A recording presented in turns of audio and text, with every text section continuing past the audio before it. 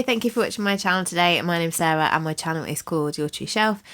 As you might be able to tell, I've got a cold at the moment, and so I sound a bit disgusting. Hopefully that won't matter. Hopefully you'll still enjoy my wrap up. I had a really bumper month of books this month in September. I think I read 14 books, which is a lot for me. The main reason being that I took part in Shorty September, and so 12 of those books were shorties, and so obviously that means that I read greater numbers. So I'm going to just talk about the books in the order that I read them, rather than doing them in order of preference or anything. So the first book that I read wasn't for Shorty September. It's a book that I'd started in August and finished in September. And it was one of the most amazing books I've read in a long time. Definitely one of my books of the year so far. It's a library book, so I can't hold it up right now, but it was In Memoriam by Winn. This is a book which has had a lot of buzz on BookTube, and so I'm sure that everyone's probably familiar with it. I still feel like it's a complete travesty that it wasn't listed for the Booker, because I think it was so incredible. So we're following a boys' boarding school, which is a private school, a very privileged school, and it's in 1914, just before the start of the First World War.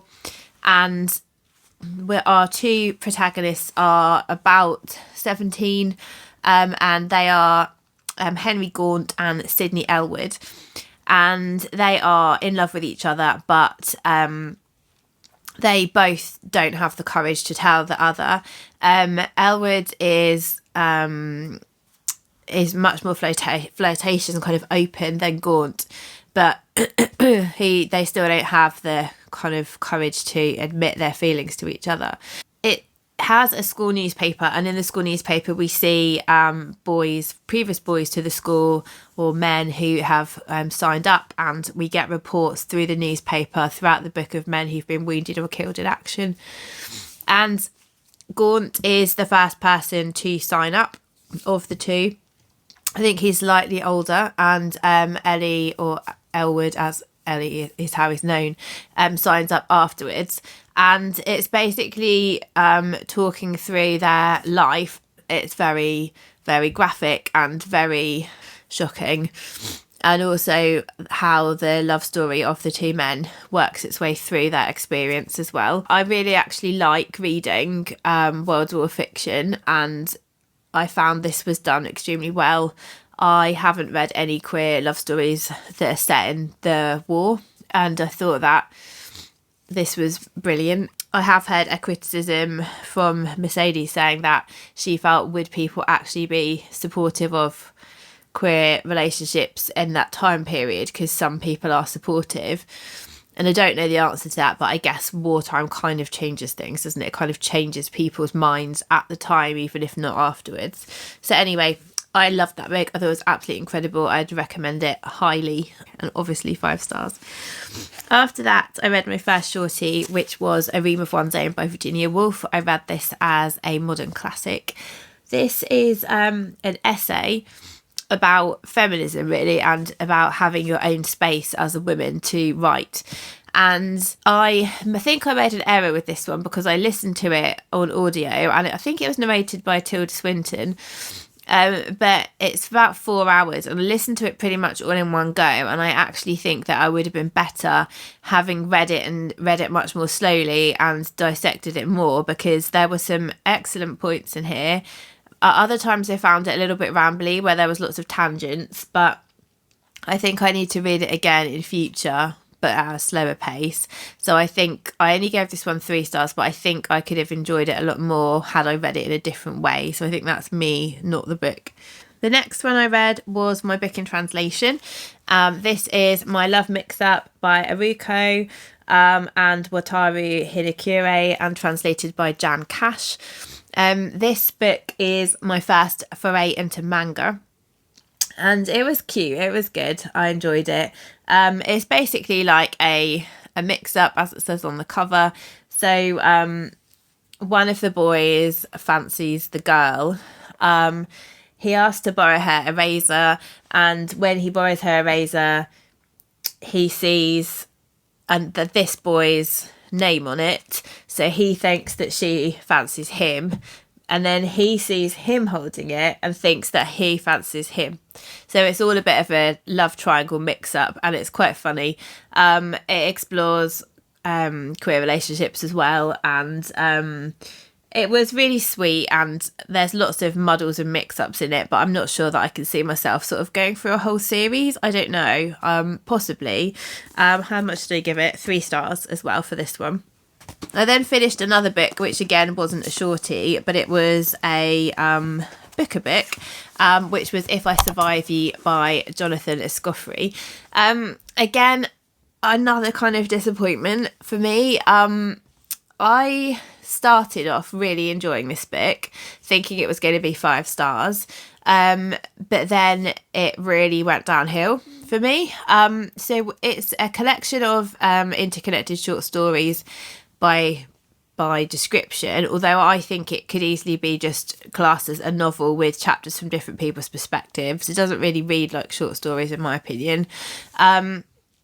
So we're following our main character is called Trelawney, and it starts by raising some very interesting points because Trelawney's parents have come from Jamaica, and Trelawney's been raised in the US along with his older brother, and he is very light-skinned and he doesn't feel that he fits in anywhere. People are constantly asking him what his racial identity is, and he feels that he doesn't really know because he thinks that in Jamaica, in his ancestral history, there were many different races, and he doesn't even really feel that he knows what the answer to that question is, and that really bothers him. And he's not accepted by so many groups at school. So white people refer to him as being black. Black people don't accept him as black because he's very light skinned. Lots of people think that he's Latino, but then the Latino kids know that he can't speak Spanish, so they don't accept him as one of them. So he's kind of feels like he's very lost and he doesn't know what his identity is. And all of that I found really fascinating. And that's when I was really enjoying the book. But Trelawney's story, he just goes from bad decision to bad decision throughout the story.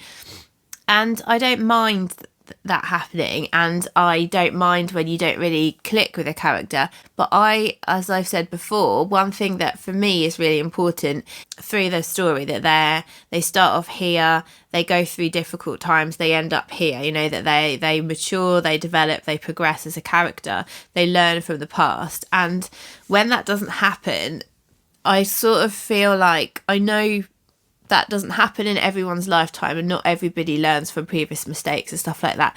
But for me to feel satisfaction from a book, I want to see character development and growth. That's maybe just me, and it may be that other people don't find that's necessary at all. But because I didn't, I found the second half of this quite of a challenge to get through. And again, that was another 3-star, I think, from me. Yeah, another 3-star read. So after In Memoriam, nothing matched up so far until I read this, The Bluest Eye by Toni Morrison, which was a wonderful book. I buddy read this with my friend Jo Smith, who we read Beloved together earlier this year. This is the 3rd time that I've read The Bluest Eye, and I feel like this is the first time that I've actually properly understood it. I feel, as I said with Beloved, that when you buddy read Toni Morrison, you get so much more out of her writing, because her books don't tend to be that long, but she is a writer who places every single word carefully. There are no bits where you think, oh, maybe that bit didn't need to be in there. Like, all of it is very, very carefully done and very well written.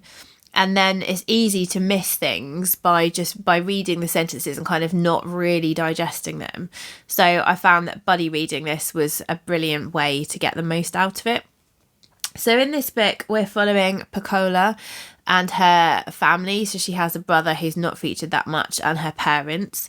Pecola's parents are in a very violent relationship. So they're both violent towards each other. They thrive off like hating each other and being mean to each other, and they're very poor, and the kids are pretty neglected. And we know at the beginning that Pecola's dad got her pregnant, and that the baby died, and that's in the very opening paragraph. And it's narrated by Pecola has to go and stay with another family where there are two sisters who are about her age, and it's by one of the sisters narrates the book, and she tells us that we can't explain, we don't want to go into what happened, so we're going to go into the why it happened, and so we know that's going to happen from the beginning. And then it's through a child's eyes, the whole story of Pecola and how she ends up in this position. And it's also about the fact that Pecola feels that she's ugly. She feels that the world views her as being ugly. And what she wants most in the world is to have blue eyes. And there's a lot in it about how it's set in probably, I'd say like whatever time period it was. There's a little girl who's like really famous in it. Shirley Temple, that's before my time, I don't know her, but she is like really a child star at that time, so whenever that was.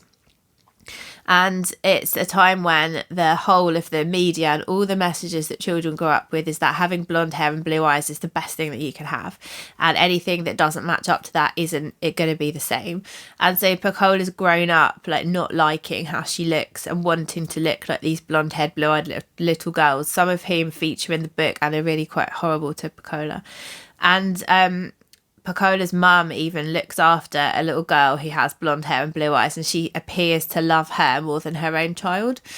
So it goes a lot into the subliminal messages that have been put out into society like forever about what is socially the best way to look and the best race to have and all of that kind of thing, and how much makes Pecola like how it undoes her basically.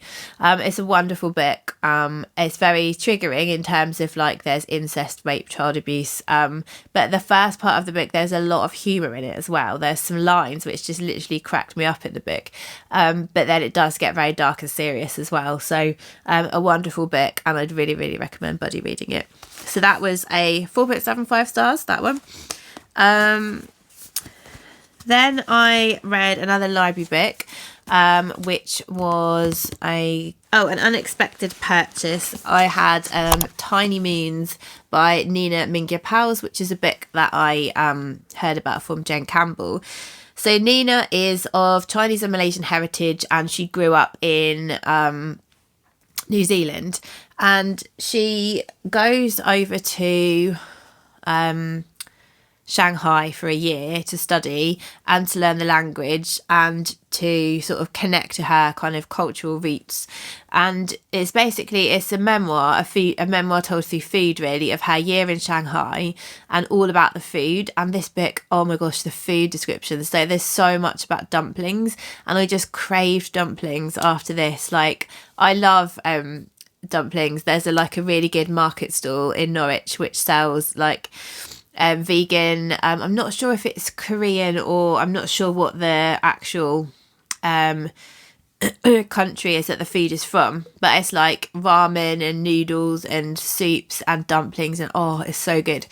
And that's what it reminded me of, and I did have to go and buy some after reading this book. But it's a really lovely exploration into her year in Shanghai, what it was like living there, all the kind of things that you can learn when you live in a place rather than visit as a tourist, and the cooking that she does, trying to recreate her family recipes, and learning the language so that she can talk to people in her sort of in her grandparents and parents' first language. And it was a really beautiful book, and I gave that one 4 stars. The next book that I read was a book where I read the book and watched the film, and that was To Sir with Love by E.R. Braithwaite. This was a really lovely combination. The film is starring Sidney Poitier as the lead role. This is about a chap called Rick. This is I would say this is strongly semi-autobiographical, but it is sold as fiction. And Rick he's a black man. He has been in the Royal Air Force. He was grown up in a British colony, British Guyana. He fought for Britain in the Second World War. He was very highly respected, very skilled as an engineer, and he was very like sort of treated like really well and everything by the general public because he's in like his RAF uniform and, you know, he's a war hero and all of those kind of things. And then when the war finishes, he wants to get a job as an engineer. He's very skilled in that field. And he then stops becoming a hero because the people just go back to being racist towards him again once the war is over. And he applies for all these jobs. He's got a British sounding name and he gets lots of letters back saying, oh yes, we'd love to see you, please come for an interview. And as soon as he turns up for the interviews, it's all like, oh sorry, this post has been filled straight away because they see that he's black and they don't want him to work for them. And so this is really, obviously really awful, but also really hard for him because he's sort of said that he's forgotten about racism during the war because that never happened to him. And then now it's changed. And so he eventually decides to get a job as a teacher and he starts teaching in this really rough sort of East End of London school where a lot of the children come from very impoverished and sort of neglectful backgrounds. And the head teacher is quite sort of a bit of a maverick in how his approach to teaching, and so the school attracts quite a lot of criticism as well. So he's really thrown in at the deep end with this school, and also the racism he experiences from his colleagues and from the students. And over time, they form this bond, the teacher and the students. He really sort of gets into their hearts, and they over the year they form just like a really lovely relationship. There is very dated things in this book, like every time a woman is being described in the book, you also get a description of her weight and her breast size, which is like obviously really really dated. So there's lots of things like that which make you kind of go like this when you're reading it, but the actual story is really lovely, and the film with Sidney Poitier is a really, really nice film. Although it does always make me laugh how in films that were of that time, you always had like people who are about 25 playing like 16-year-olds, which was always quite funny. And Lulu's in that film as well. But yeah, it's a nice experience to do both together. I think that was 3.75 stars. The next book was one that Sean and Bert sent me like last year, and they sent me these two books, and I read one last year and one this year, and that is these little Dawson's Creek spin-off books. So this one's called Trouble in Paradise, and it's really sweet. They're just kind of like little stories with the characters from Dawson's Creek. This one is about like Dawson's making a film, and Jen's troublesome cousin is come and like sabotaged everything. And so it was really sweet and very easy to read, very light-hearted, and it was really sweet of Sean and Bert to send these to me. So for anyone who doesn't know, like Dawson's Creek is like my favourite TV show ever, and it's something that is a massive nostalgia and comfort for me, and I watch it all the time. So that's that one. That was my book with water on the cover. My comfort read was The Wonderful Heartstopper, Volume 4. I had been saving this because I didn't want to finish the series, and we know like Volume 5 is coming out in December now, which is awesome. So this is like the next instalment in the story of Between Nick and Charlie, the graphic novel. I'm sure most people have probably read the Heartstopper books, but I can't obviously talk about the plot too much. But it does deal with some quite serious sort of mental health things in this volume, and it's as delightful as ever. Alice Oseman is a graphic novel genius, and I'm still watching the second series of Heartstopper on Netflix just because I don't want to finish it because then it'll be over. So I try to like string it out, but I'm looking forward to finishing it at the same time. So yeah, that was my comfort read. For my sort of steamy read, I didn't really have any kind of romances on my TBR, but I did have a love story. So I picked up from the library Swimming in the Dark by Tomasz Jedrowski. This is set in Poland, and it was very interesting because it's set sort of post World War II, sort of runs from about not sure if it's the 50s or 60s up to kind of about the 90s, 80s, and I hadn't really ever heard anything about what Poland was like in that time, and it was really fascinating. I'm like very poorly, but I'm actually learning Polish on Duolingo at the moment because as I've mentioned previously, I love Speedway, and so does my husband, and Speedway is huge in Poland, and there's lots of Grand Prix in Poland that we'd like to go to. So I thought if I learnt a little bit of Polish, that would be quite cool. It's so hard to learn. I'm finding it like really tricky because there's so many sounds and spellings and things that we don't use in like in our language, and so yeah, it's quite hard. But anyway. So going off on a tangent, but it was really interesting for me to learn a bit more about Poland's history, like post-war. It was very difficult. So we're following in this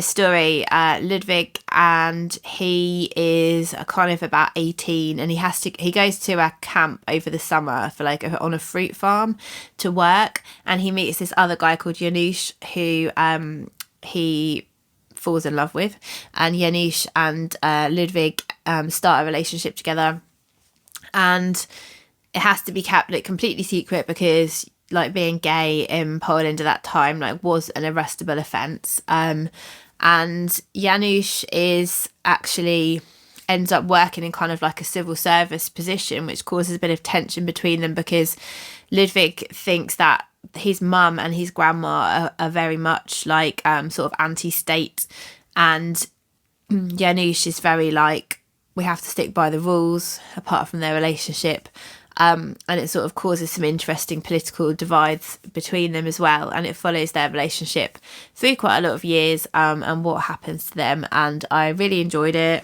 I found it quite dark in places, but I gave it, how much did I give it? 3.75 stars. So I did enjoy it, but it didn't like wow me. I mean, I just found it quite bleak at times, and I don't think I was necessarily in the mood for bleak. Just to finish off my other shorty Septembers, so the next one is a book which I bought for the Women's Prize, and I probably wouldn't have read it if it wasn't for Shorty September, but it was Children of Paradise by Camilla Grodova. I didn't think I'd really enjoy this. I read this for the kind of mystery slasher prompt. I don't have mysteries or slashers, but this is kind of like a bit of a horror, and so that's why I got this book, and I listened to it on audio, and I think that really helped because the narrator was brilliant. And I listened to it while I was painting the fence in the garden over a couple of days, and I really, really enjoyed it, which I was really surprised by. So we're following our main character, whose name actually I forget, and she goes to work in this cinema, and all the other people there are really close and they totally ignore her. And she gradually manages to kind of infiltrate into their group, and they're all kind of waifs and strays and slightly weird people. The person who runs the cinema is also very strange, and there's this old lady who owns it who I think she has dementia, and she's really strange as well. And there's loads of really gross things in this book, so it will talk about like bodily fluids and just things that make you like feel like ugh. But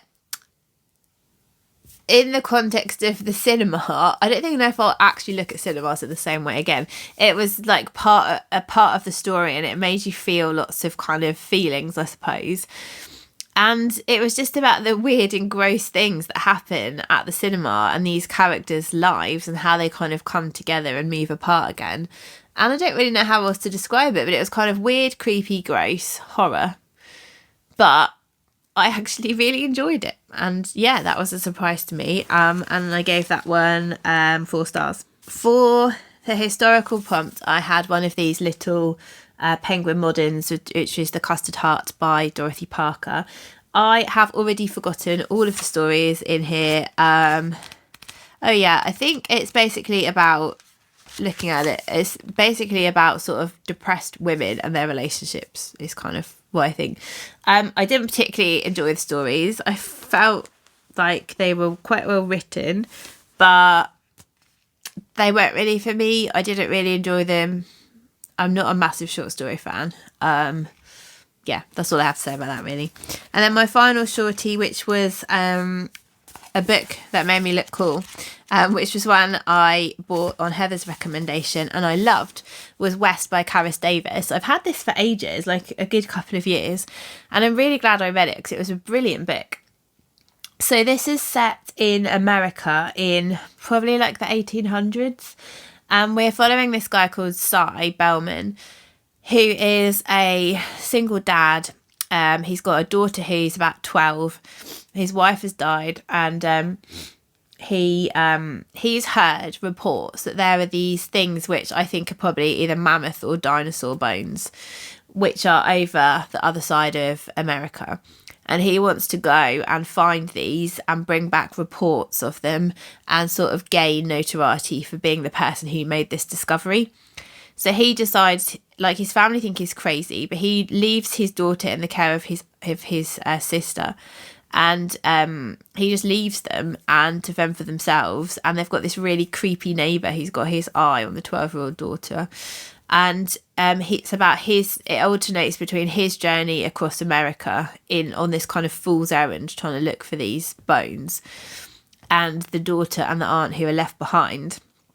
And I just found it so atmospheric. I just felt like there's not a great deal of plot, but I could really feel the scenery and the times of year and just the general. I could like really picture the surroundings. There's also stuff about the indigenous people who've had to move further and further west, away from being removed from their rightful places by the white settlers and everything, and how they've been cheated and misused and everything. So that's also featuring in the book. But I thought this was excellent, and I gave this 4.5 stars. Really, really enjoyed. So that was all the shorties. The only other one I have to tell you about was an audiobook which I listened to called The Morville Hours by Katherine Swift. I really don't know how to describe this. This is non-fiction. It's really, really good. It's basically Katherine Swift has moved to Morville house, which is this sort of stately home, and she's living in one of the buildings. I can't remember what building she's living in now, but she's living in like a building on the grounds of this place, which is owned by the National Trust, and she's got something like a 30-year lease or something, and she's got permission from the National Trust to redo the garden. So I thought it was going to be a book telling us about how she redid the garden, but it's much more than that. So she really is interested in these things called books of hours, which are like kind of seasonal prayer books from the past. And she sort of names each of the chapters of this memoir after a book of hours. But she tells us so many interesting things, and she makes it like... it's really clever how she's done it. She's told us so much about the history of Morville, but also the history of that part of the country. She covers like the Ice Age and different building styles and materials and different plants and different things that are going on in the country and religion and her own story, all mixed into this memoir, which could feel very fragmented if it wasn't written skillfully, because this covers so many different parts, but actually is really kind of cozy and brings all the things together that she wants to tell us about in a really skillful way, so that it doesn't feel disjointed, and it keeps bringing us back to the house and the garden and the people in the village, and how like the land would have been farmed in previous times and people who used to live there. And it's just really it's a beautiful memoir about a place in England and where that place has been over the past sort of hundreds of years and how it's brought to now and weaved in with her life. And I really, really enjoyed it. I think she narrates it herself and she does a really good job at the narration. I think it might have been quite hard to read, but listening to it was really lovely and I would really recommend it. So I think that's everything. That was a really long wrap up. I apologise. I hope you're still here, and thank you if you are still here. But if you've got any thoughts on the books that I read or any that you want to read as a result of me talking about them, then please let me know. If not, I hope that you had a lovely shorty September if you took part. I hope that your reading in October has got off to a very good start, and I'll speak to you all soon. Bye.